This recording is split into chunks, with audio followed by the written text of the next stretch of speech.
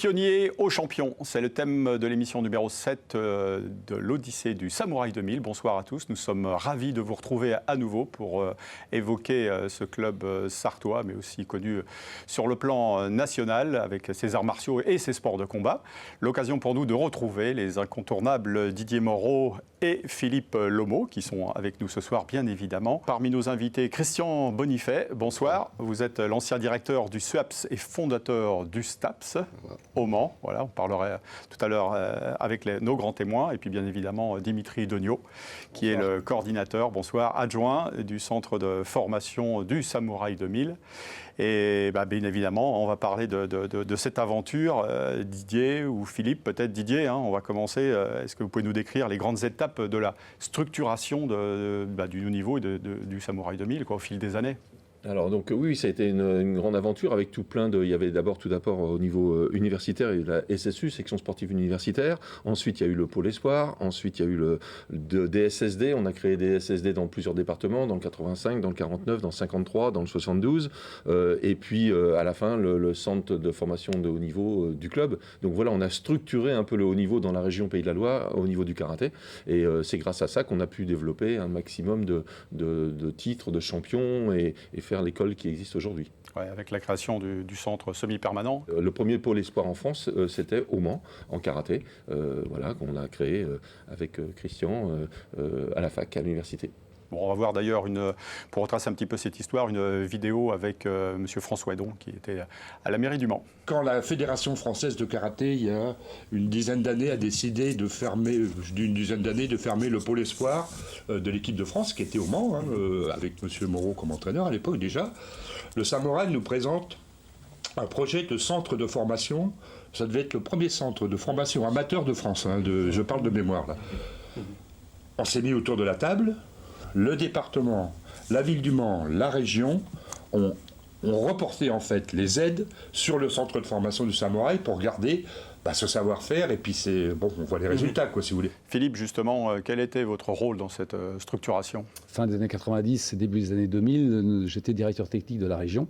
On peut dire que c'était une époque assez faste, puisque nous travaillions vraiment de concert et dans la bonne entente avec les différentes instances en karaté, à niveau de la région, ce qui a permis justement la mise en place de différentes structures au niveau des départements, du centre de formation, bien sûr pas de formation, pardon, du pôle espoir de l'époque, où là, ça performait...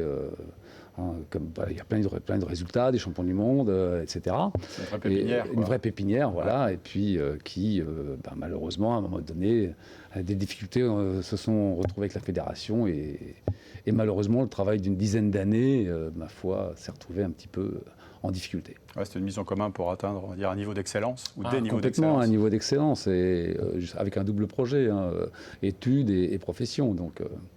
Ça, c'est vraiment de nombreux jeunes, même s'ils n'ont pas forcément performé, sont passés par cette école et ils se sont retrouvés de toute façon enrichis par cette expérience du sport de haut niveau par rapport à leurs études. Des acteurs qui ont permis justement au club de devenir une référence nationale. On en parle dans un instant avec nos grands témoins.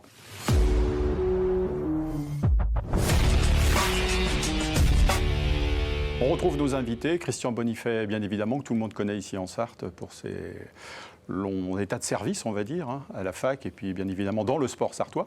Justement, quel a été votre rôle, Christian, au niveau du Samouraï 2000 et dans le développement de toutes les activités, et notamment du STAPS ?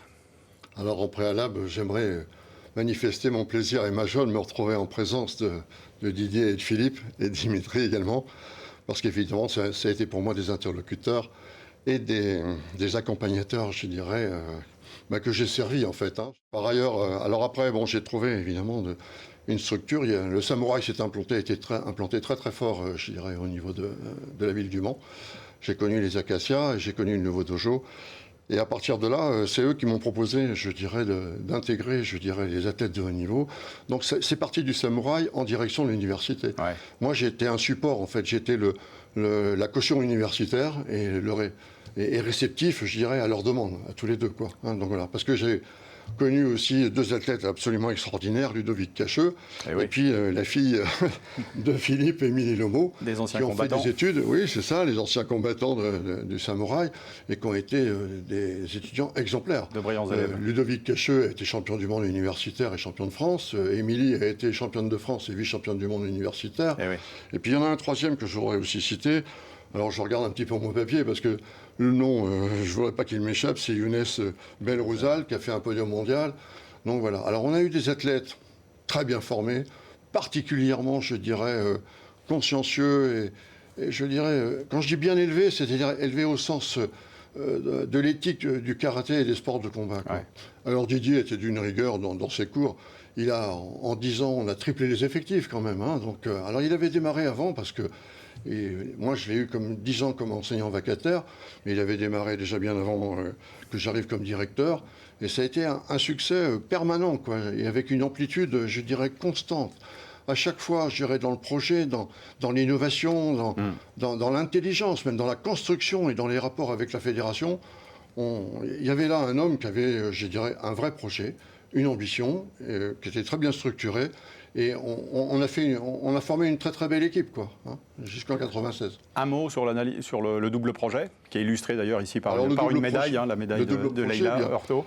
Oui, bien, écoutez, ça c'est une grosse satisfaction, sûrement pour le samouraï, mais pour nous aussi universitaires, puisque les étudiants... C'est ce qui nous a permis de créer les unités de valeur sport et de les intégrer dans les cursus universitaires, ce qui était une première en France, hein, et pas simplement, je dirais, à la fac du Mans. Ça a duré quand même de très très nombreuses années. On a même inventé des contenus écrits, théoriques et pratiques en amphi, je dirais, pour mieux maîtriser à la fois la pratique sportive. Et Le Mans, en 93, c'était la 3e université française, avec plus de 4000 pratiquants. Et le samouraï a beaucoup contribué, avec ses athlètes de haut niveau, à nous donner cette image et cette notoriété, quoi. Merci Christian, merci pour ce témoignage. Dimitri Degnaud, qu'est-ce que le sport de haut niveau a changé dans votre vie ? D'avoir une bonne structure en tant qu'athlète et surtout aussi en tant qu'homme. Ça m'a permis d'avoir une rigueur de travail, d'abnégation, de résilience dans le haut niveau. Et ce qui me permet maintenant aussi de le retranscrire dans ma vie professionnelle, dans ma vie de famille. Et c'est ça que je retiens du haut niveau. Outre les performances, voilà, c'est vraiment ça qui m'a permis de me structurer. Et c'est cette école de la vie qui est pour moi super importante dans le haut niveau. Ouais.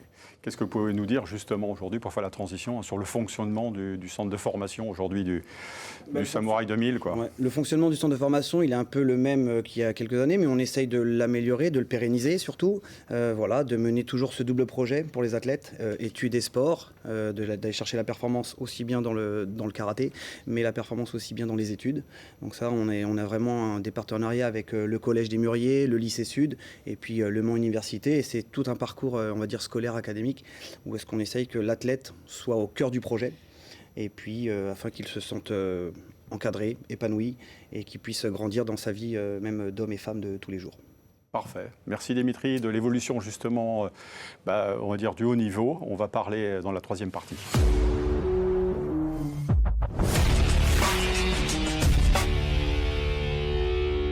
Kaizen et stratégie, c'est justement le thème de cette 3e partie de l'émission consacrée à l'Odyssée du Samouraï 2000.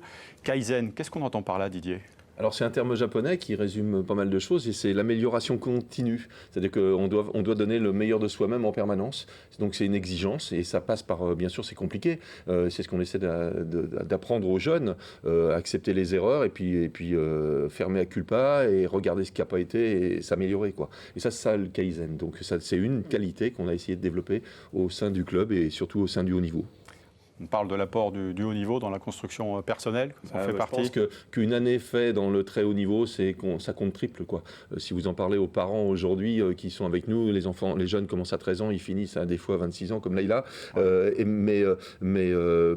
Ça compte triple. L'ascenseur émotionnel, gérer ses émotions, gérer ses frustrations, gérer le plaisir décalé. Voilà toutes les choses dont on a parlé dans ces émissions. Ouais. C'est ce qu'on essaie de leur enseigner et c'est pour ça qu'on est fiers parce que la performance, le titre de champion du monde, c'est important bien sûr, c'est ce qu'on vise, mais on vise d'abord qu'ils réussissent leur vie et qu'ils fassent des hommes de demain avec des valeurs dont on parlait tout à l'heure, et c'est ça a plus d'importance que les médailles.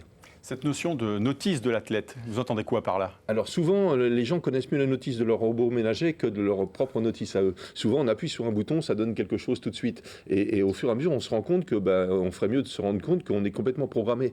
Et déprogrammer nos réflexes, ça fait partie de ça aussi, le haut niveau. C'est-à-dire qu'on se rend compte qu'à chaque fois que l'arbitre nous vole, tac, on part en vrille. Non, tu apprends. Et puis ça peut être provoqué et enjoué. Et ça, c'est apprendre aux jeunes à utiliser leur notice comme il faut, pas être des petits bouchons, des petits trucs qui se promènent dans une rivière. Non, diriger sa vie. On essaie tous de le faire, mais c'est pas facile. Dimitri, livrez-nous votre vision stratégique de tout cela. Est-ce que ça correspond aussi à ce que vient de dire Didier? Complètement, pour l'avoir subi et vécu, c'est vraiment un moteur et un chemin de vie. Voilà, la stratégie, c'est un peu l'art de planifier, et de coordonner les actions et les objectifs qu'on se fixe à plus ou moins long terme. Et dans le karaté, on met des stratégies en place pour réussir à être champion du monde, champion d'Europe, les objectifs que l'on veut. Et moi, en tant qu'entraîneur aussi, maintenant, j'essaye de transmettre ces stratégies-là à ces jeunes, voilà, dans le sport, mais aussi dans leur cours, dans leur université, dans leur parcours universitaire, dans leur vie. C'est aussi ça l'objectif, de mettre des stratégies en place pour devenir l'homme et la femme que l'on veut. Voilà, et puis vraiment chercher le chemin dans lequel on veut réussir. Pour moi, c'est ça la stratégie à mettre en place. Christian, j'ai envie de vous demander, vous avez été là à l'origine, on va dire, du développement de ce club. Aujourd'hui, on parle de locomotive, mais vous avez mis le pied dans la porte. Vous les avez aidés aussi à contribuer au développement, justement. Qu'est-ce que On pourrait dire que vous le aimeriez Kaizen dire? s'applique aussi au niveau universitaire, quoi. Alors, l'éthique, les valeurs, la probité, l'engagement, ce sont là des éléments, je dirais, qui construisent un individu. Et lorsqu'on a la chance, je dirais, d'avoir une pratique de haut niveau et de faire des études universitaires et d'avoir la capacité conceptuelle de réaliser un projet personnel en lien avec justement ce qu'on appelle les coordinations neuromotrices et l'adaptabilité, je dirais, correspondante supplémentaire, ça donne des individus, je crois, qui ont une certaine valeur, une certaine perspective. Et mon président Plordeau, à l'époque, en 96, s'y est pas trompé, puisqu'il nous avait encouragés, et c'est là que nous avons obtenu les financements dans les unités de valeur à des hauteurs considérables, et en rémunérant les acteurs, je dirais, à la même hauteur que les enseignants de l'université. On va finir cette émission sur cette note d'optimisme. Merci Christian, merci à tous d'y avoir participé. On se retrouve quant à nous dans 2 semaines à 20h15, le jeudi, pour un nouveau numéro de l'Odyssée du Samouraï 2000. Bonne fin de soirée, au revoir.